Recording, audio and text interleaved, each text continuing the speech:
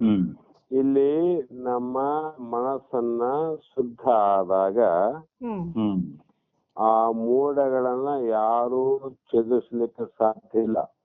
ಹ್ಮ್ ಯಾರು ಅದನ್ನ ಮತ್ತೆ ಡಸ್ಟರ್ ತಗೊಂಡು ಒರೆಸಿಲ್ಲ, ಹ್ಮ್ ಆ ತೋಳದೆಲ್ಲ ತೆಕ್ಕಿಲ್ಲ ನೋಡಮ್ಮ ಹ್ಮ್ ಮೋಡವನ್ನ.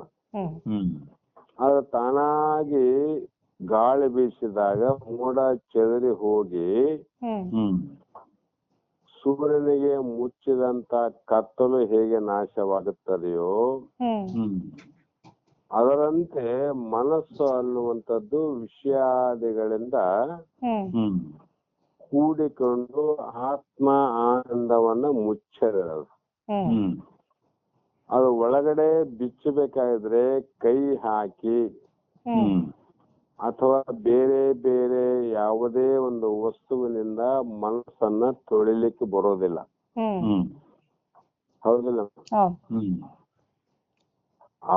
ಅದು ಎದರಿಂದ ಅಂದ್ರೆ ಒಳ್ಳೆಯ ಒಂದು ಉಪಾಸನಾದಿಗಳಿಂದ, ಹ್ಮ್ ಧ್ಯಾನಗಳಿಂದ, ಪುಣ್ಯ ಕರ್ಮಗಳಿಂದ ಹ್ಮ್ ನಾವು ಮಾಡ್ತಾ ಹೋದಂತೆಲ್ಲ ಅದೆಲ್ಲವೂ ಬಿಚ್ಚಿ ಹೋಗ್ತದೆ. ಹ್ಮ್ ಅದು ಆವಾಗ ಅದರ ಪರಿಣಾಮವಾಗಿ ಅದು ಆತ್ಮಜ್ಞಾನವನ್ನು ಪಡೆಯುತ್ತದೆ. ಹ್ಮ್ ಆವಾಗ ಆ ಮನಸ್ಸು ಆತ್ಮಜ್ಞಾನ ಆಗ್ತದೆ ನಮ್ಮ. ಹ್ಮ್ ಇದುವರೆಗೂ ತಾನು ದೇಹ ಮನಸ್ಸು ಬುದ್ಧಿಗಳಿಂದ ತಿಳಿದಿದ್ದ ಹ್ಮ್ ಅಧ್ಯಾರೂಪಿತ ಅಜ್ಞಾನವು ನಾಶ ಆಗ್ತದೆ. ಹ್ಮ್ ಗಾಳಿ ಬೀಸಿದಾಗ ಮೋಡ ನಾಶ ಆಗ್ತದೆ. ಹ್ಮ್ ಅದಂತೆ ಮನಸ್ಸು ಪವಿತ್ರವಾದಾಗ ಹ್ಮ್ ತನ್ನೊಳಗಿನ ಅರಿವು ತನ್ನಲ್ಲೇ ಪ್ರಕಟ ಆಗ್ತದೆ.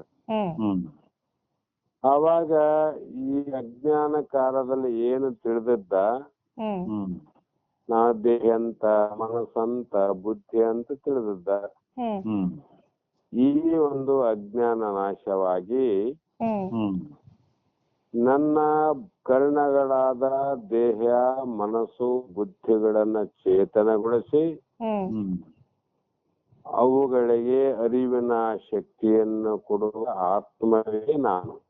ಹ್ಮ್ ದೇಹಕ್ಕೂ ಮನಸ್ಸು ಬುದ್ಧಿಗೂ ಸರ್ವ ಇಂದ್ರಿಯಾದಿಗಳು ಶಕ್ತಿ ಕೊಡುವವನು ನಾನು.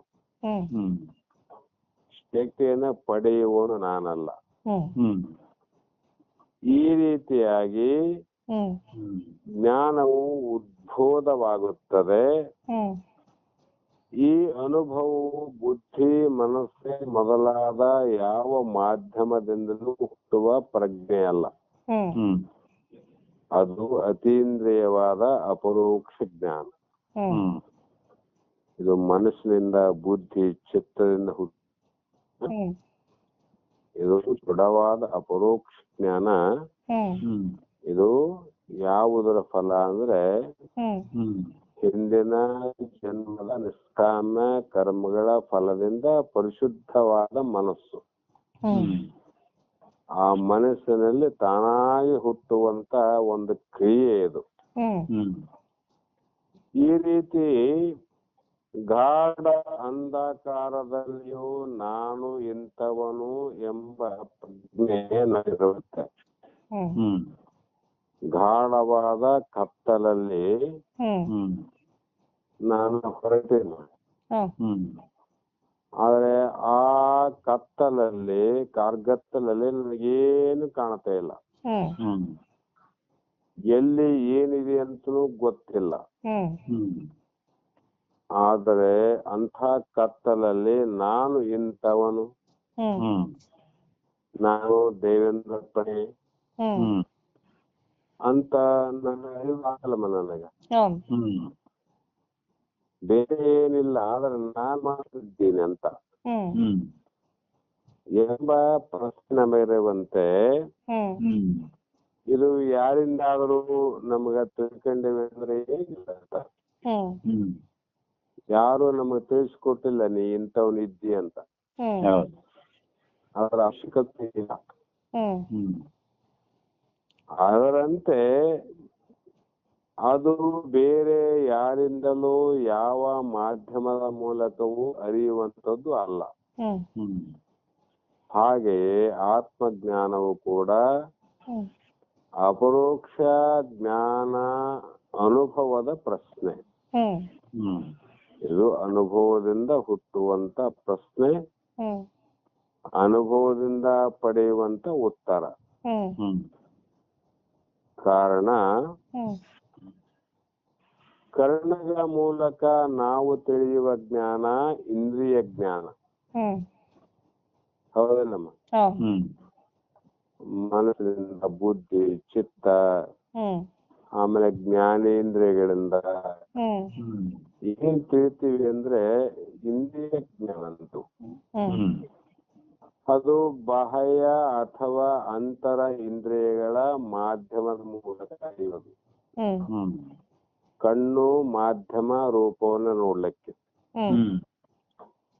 ಮತ್ತ ಅದಕ್ಕ ಮನಸ್ಸು ಒಂದು ಸೂತ್ರ, ಅದು ಒಂದು ಮಾಧ್ಯಮ. ಅದು ನಿಶ್ಚಯ ನಿರ್ಣಯ ಮಾಡಬೇಕು ಬುದ್ಧಿ, ಅದು ಒಂದು ಮಾಧ್ಯಮ. ಇವೆಲ್ಲಾ ಮಾಧ್ಯಮಗಳ ಒಂದು ಯಾವ ಸೂತ್ರದ ವಿಧಿಯಂತೆ ನಡೆಯುವಂತ ಕಾರ್ಯಗಳೆಲ್ಲವೂ ಕೂಡ ಬಾಹ್ಯ ಜಗತ್ತನ್ನ ತಿಳಿಯಲಿಕ್ಕೆ ಸಾಧ್ಯವಿನ ಜಗತ್ತಿನ ಒಳಗೆ ಇರುವಂತ ಯಾವ ನಿರಾಕಾರವಾಗಿರ್ತಕ್ಕಂತ ಪರಮಾತ್ಮನನ್ನ ಅರಿಯುವಂತ ಜ್ಞಾನ ಈ ಇಂದ್ರಿಯಗಳಿಗೆ ಇಲ್ಲ. ಅದಕ್ಕೆ ಜ್ಞಾನಕ್ಕೆ ಯಾವ ಕರ್ಣಗಳ ಅಗತ್ಯವೂ ಇಲ್ಲ. ಜ್ಞಾನವನ್ನ ಅರಿಯುವುದಕ್ಕೆ ಯಾವ ಕರ್ಣಗಳು ಬೇಕಿಲ್ಲ ನೋಡ್ರಿ. ಅದು ಪ್ರಪಂಚವನ್ನ ಅರಿಯಲಿಕ್ಕೆ ಕರ್ಣ ಬೇಕು.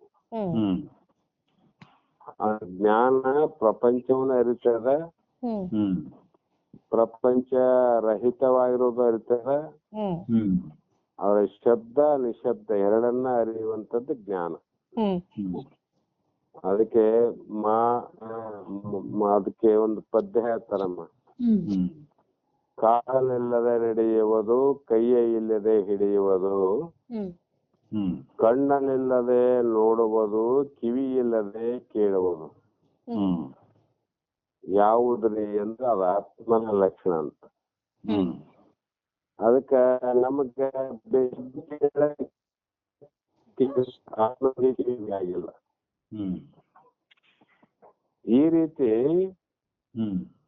ಅದು ದೇಹಾತೀತ ಪ್ರಜ್ಞೆ ವಿಶೇಷ. ನಾನು ಸ್ವಪ್ನಾವಸ್ಥೆಯಿಂದ ಎಚ್ಚರ ಹೊಂದಿದಾಗ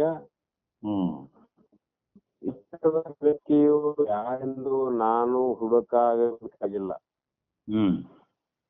ಇಂದು ದೃಷ್ಟಾಂತ ನೋಡ್ರಿ, ನಾನು ಸ್ವಪ್ನಾವಸ್ಥೆಯಿಂದ ಎಚ್ಚರ ಆಗ್ತದೆ. ಎಚ್ಚರ ಆದ್ಮೇಲೆ ಎಚ್ಚರ ಆದ ವ್ಯಕ್ತಿ ಯಾರೆಂದು ನಾನು ಮತ್ತೊಬ್ಬರನ್ನ ನೋಡಬೇಕಾಗಿಲ್ಲ. ಯಾಕಂದ್ ಕಾಣ್ತದಂತದು. ನಾನೇ ಈಗ ಎಚ್ಚರ ವ್ಯಕ್ತಿಯಾಗಿದ್ದೇನೆ, ಆವಾಗ ಸ್ವಪ್ನದ ವ್ಯಕ್ತಿಯಾಗಿದ್ದೆ, ಈಗ ಎಚ್ಚರದ ವ್ಯಕ್ತಿಯಾಗಿದ್ದೇನೆ. ಒಂದು ಎಚ್ಚರದಾಗ ನನ್ನನ್ನ ತಿಳಿಸಲಿಕ್ಕೆ ಇನ್ನೊಬ್ಬನ ಅವಶ್ಯಕತೆ ಇಲ್ಲ. ಯಾಕಂದ್ರೆ ತನ್ನಷ್ಟಕ್ಕೆ ತನಗೆ ತನ್ನ ಜ್ಞಾನವಾಗುತ್ತದೆ. ಅದರಂತೆ ಐಂದ್ರಿಯಕ ಜ್ಞಾನವನ್ನ ಮೀರಿದ ಸ್ಥಿತಿಯಲ್ಲೂ ದೇಹಾದಿಗಳನ್ನೇ ತಾದಾತ್ಮ್ಯವಿರುತ್ತದೆ. ಆದರೆ ಮನಸ್ಸನ್ನ ಸಂಪೂರ್ಣವಾಗಿ ಶಾಂತಗೊಳಿಸಿ ಅದನ್ನ ಮೀರಿ ಅತೀಂದ್ರಿಯ ಜ್ಞಾನದಿಂದ ಆತ್ಮನನ್ನ ತಿಳಿಯಲು ಯತ್ನಿಸಿದರೆ ಆಗ ಆತ್ಮಸಿದ್ಧಿಯು ತನ್ನಷ್ಟಕ್ಕೆ ತಾನೇ ದೊರೆಯುವುದು. ಈ ರೀತಿ ಆತ್ಮನನ್ನ ಅನುಭವದಿಂದ ಅರಿತ ಮೇಲೆ ಯಾವನು ಅರಿಯುತ್ತಾನೋ, ಅರಿತಿದ್ದಾನೋ, ಪ್ರಯತ್ನಿಸುತ್ತಾನೋ ಅಂತ ವ್ಯಕ್ತಿಗಳೇ ಧನ್ಯರು ಅಂದ್ರು. ಹ್ಮ್ ಹ್ಮ್ ಅವರೇ ಕೃತಾಗ್ತಾನೆ. ಹ್ಮ್ ಹ್ಮ್ ಮತ್ತೆ ಹ್ಮ್ ಯಾವ್ದು ನಾವು ನೋಡಿವಿ ಹ್ಮ್ ಅದನ್ನ ಮುಟ್ಟಿದ ಮೇಲೆ ಇನ್ನೊಂದು ನೋಡುವ ವಸ್ತು ಇಲ್ಲದಂಗೆ ಏನಾಗ್ತದ ಅದೇ ಪರಮಾನಂದ ಪ್ರಾಪ್ತಿ. ಹ್ಮ್ ಯಾಕೆ ಅದನ್ನು ಮುಟ್ಟಿದ ಮೇಲೆ ಇನ್ನೊಂದು ಮುಟ್ಟಲಿಕ್ಕೆ ಯಾವ ವಸ್ತುವೇ ಇಲ್ಲ ಜಗತ್ತಿನಲ್ಲಿ ಅಂತ ಹ್ಮ್ ಅಂದಾಗ ತಾನು ಮಾಡಬೇಕಾದ ಕೆಲಸವನ್ನ ಮಾಡಿ ಮುಗಿಸಿರುತ್ತಾನೆ. ಹ್ಮ್ ಹ್ಮ್ ಅದಕ್ಕೆ ಕೃತಾರ್ಥ ಅಂದ್ರು. ಹ್ಮ್ ಇಲ್ಲ ಹ್ಮ್ ವಾಸನೆ ವಸ್ತುಗಳಲ್ರಿ, ವಸ್ತುವಿನ ವಾಸನೆ ಕೂಡ ಉಳಿಬಾರದಂತ. ಹ್ಮ್ ಹ್ಮ್ ವಸ್ತು ಇಲ್ಲ, ವಸ್ತುವಿನ ವಾಸನೆ ಇಲ್ಲ ಅಂದ್ರೆ ಅವನಲ್ಲಿ ಯಾವ ಬಯಕೆಗಳು ಇರುವುದಿಲ್ಲ. ಹ್ಮ್ ಹ್ಮ್ ಇನ್ನು ಏನನ್ನ ಪಡಬೇಕು, ಮಾಡಬೇಕು, ನೋಡಬೇಕು, ಕೊಡಬೇಕು, ತಗೋಬೇಕು, ಹ್ಮ್ ಯಾವ ಬಯಕೆಗಳು ಇರಂಗಿಲ್ಲ, ಹ್ಮ್ ಆಶೆನೂ ಇಲ್ಲ, ಆಕಾಂಕ್ಷೆಗಳು ಇರೋದಿಲ್ಲ. ಹ್ಮ್ ಮತ್ತೆ ಅವನಲ್ಲಿ ಯಾವ ಉದ್ವೇಗನೂ ಆಗೋದಿಲ್ಲ, ಉದ್ರೇಕನೂ ಆಗೋದಿಲ್ಲ. ಹ್ಮ್ ಯಾವಾಗ್ಲೂ ಶಾಂತನಾಗಿ ಹ್ಮ್ ಹ್ಮ್ ಇರುವಂತೆ ಅವನ ಕಡೆ ಶಾಂತ. ಹ್ಮ್ ಈಗಿನ ಹ್ಮ್ ಈ ಪ್ರಮಾಣಕ್ಕೆ ಹ್ಮ್ ಜನನ ಮರಣ ಸಮುದ್ರವನ್ನ ದಾಟಿರುವ ಹ್ಮ್ ಹುಟ್ಟು ಮತ್ತು ಸಾವನ್ನ ಮೀರಿದ ಒಂದು ಉನ್ನತವಾದ ಸ್ಥಿತಿ. ಹ್ಮ್ ಇದೇ ಪರ ಬ್ರಹ್ಮರೂಪ. ಹ್ಮ್ ಯಾವಾಗ ಬ್ರಹ್ಮವಿದ್ವೈ ಬ್ರಹ್ಮೈ ಭವತಿ ಅಂತ ಶ್ರುತಿ. ಹ್ಮ್ ಹ್ಮ್ ಈ ಸ್ಥಿತಿಯನ್ನ ಯಾವನು ಅಳವಡಿಸಿಕೊಳ್ಳುತ್ತಾನೆಯೋ ಅವನು ಪರ ಬ್ರಹ್ಮ ಸ್ವರೂಪನೇ ಆಗ್ತಾನಂತ ಹೇಳಿದವು. ಹ್ಮ್ ಹ್ಮ್ ಯಾಕೆಂದ್ರೆ ಅದು ಆಗಬೇಕಂತ ನಾವು ಹೊಂಟ್ರಿ. ಹ್ಮ್ ಅಂದಾಗ ದನದಿಂದ ಹೋದ್ರೆ ದನ ಕಾಯವನೇ ಆಗ್ತಾನೆ, ಯಾರು ಹೇಳೋದೇ ಬೇಕಿಲ್ಲ. ಅವನು ಅಕ್ಷರ ಜ್ಞಾನವನ್ನು ಪಡಿತಾನೆ, ವಿದ್ಯಾರ್ಥಿ ಆಗ್ತಾನೆ. ಹ್ಮ್ ಅದರಂತೆ ಮೋಕ್ಷವನ್ನ ಪಡೆಬೇಕನ್ನುವಂತ ಹ್ಮ್ ವ್ಯಕ್ತಿ ಮೋಕ್ಷವನ್ನೇ ಪಡೆಯುತ್ತೇವೆ ಹ್ಮ್ ಹ್ಮ್ ಯಾವಾಗ ಈ ಪ್ರಕಾರ ಅನುಭವದಿಂದ ನೋಡಿದಾಗ. ಹ್ಮ್ ಹ್ಮ್ ಇದೇ ರೀತಿ ಹ್ಮ್ ನಾವು ಇಲ್ಲಿ ಮುಖ್ಯಾಂಶಗಳೇನಂದ್ರೆ, ಹ್ಮ್ ನಾವು ಇದುವರೆಗೂ ಅಧ್ಯಯನವನ್ನ ಕುರಿತು ಹ್ಮ್ ಹ್ಮ್ ನಡೆದರೆ ಹ್ಮ್ ಹ್ಮ್ ನಮಗ ಒಂದು ಸಂಶಯ ಬರ್ಬೋದ್ರಿ. ಹ್ಮ್ ಸರ್ವಜ್ಞನು, ಸರ್ವಶಕ್ತನು, ಪರಿಪೂರ್ಣನು, ಹ್ಮ್ ಹ್ಮ್ ಶುದ್ಧ ಜ್ಞಾನ ಸ್ವರೂಪನು ಆದ ಪರಮಾತ್ಮನು ಹ್ಮ್ ಹ್ಮ್ ಅಜ್ಞಾನದ ಹಿಡಿತಕ್ಕೆ ಹೇಗೆ ಸಿಕ್ಕಿಕೊಂಡ, ಹ್ಮ್ ಹ್ಮ್ ಅಜ್ಞಾನಕ್ಕೆ ಒಳಗಾದ. ಹ್ಮ್ ಯಾಕಂದ್ರೆ ಇವರು ಬಲಾಢ್ಯರು, ಸರ್ವಜ್ಞ ಅಂತೀರಿ, ಸರ್ವಶಕ್ತಿ ಅಂತೀರಿ, ಪರಿಪೂರ್ಣ ಅಂತೀರಿ, ಹ್ಮ್ ಮತ್ತೆ ಶುದ್ಧ ಜ್ಞಾನ ಸ್ವರೂಪ ಅಂದಾಗ ಹ್ಮ್ ಆ ಒಂದು ಪರಮಾತ್ಮ ಈ ಅಜ್ಞಾನಕ್ಕೆ ಯಾಕೆ ಒಳಗಾದ, ಹ್ಮ್ ಹೇಗೆ ಸಿಕ್ಕಿ ಹಾಕಿಕೊಂಡ, ಹ್ಮ್ ಜಗತ್ತಿನ ಕಷ್ಟ ಪರಂಪರೆಗಳ ಕಾಲದಲ್ಲಿ ನಡೆಯುವನು, ಹ್ಮ್ ಹ್ಮ್ ಅವನು ಯಾಕೆ ಈ ಸಂಸಾರ ದುಃಖದಲ್ಲಿ ನರಳ್ತಾ ಇದ್ದಾನೆ. ಹ್ಮ್ ಆತ್ಮವು ಶರೀರ ಹೇಗೆ ತೊಡೆದುಕೊಳ್ಳುವುದು, ಹ್ಮ್ ಹ್ಮ್ ಆತ್ಮ ಹ್ಮ್ ಹ್ಮ್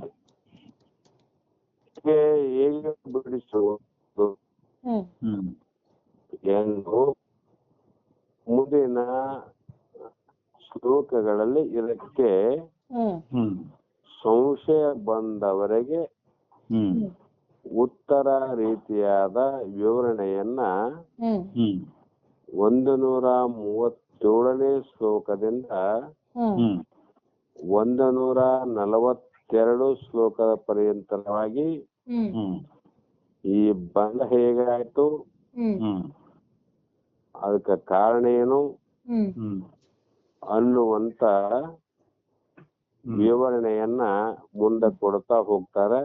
ಹ್ಮ್ ಹ್ಮ್ ಅದು ನಾಳೆ ದಿನ ಹ್ಮ್ ಹ್ಮ್ ಪ್ರಾರಂಭ ಮಾಡೋಣ ಅಂತಕ್ಕಂತ ಮಾತನ್ನ ಹೇಳಿ ಇಲ್ಲಿಗೆ ಮಂಗಲವನ್ನು ಹೇಳೋಣ. ಹ್ಮ್. ಹ್ಮ್ ನಮಸ್ಕಾರ. ನಮಸ್ಕಾರ. ಇದು ಸ್ಪಷ್ಟ ಆಯ್ತು ನಾವು ಸ್ವಲ್ಪ. ಹೌದು ಹಾ, ಹೌದು ಸ್ಪಷ್ಟ. ಅಷ್ಟೇ. ಇಲ್ಲಿ ಸ್ಪಷ್ಟ ಅದ, ನೀವು ಶಾಸ್ತ್ರ ಕೇಳಿದ್ರೆ ಜಲ್ದಿ ಅರ್ಥ ಆಯ್ತು. ಹೌದು. ಹೌದು. ಆಯ್ತು. ನಮಸ್ಕಾರ. ನಮಸ್ಕಾರ. ನಮಸ್ಕಾರ. ನಮಸ್ಕಾರ ತಾಯಿ.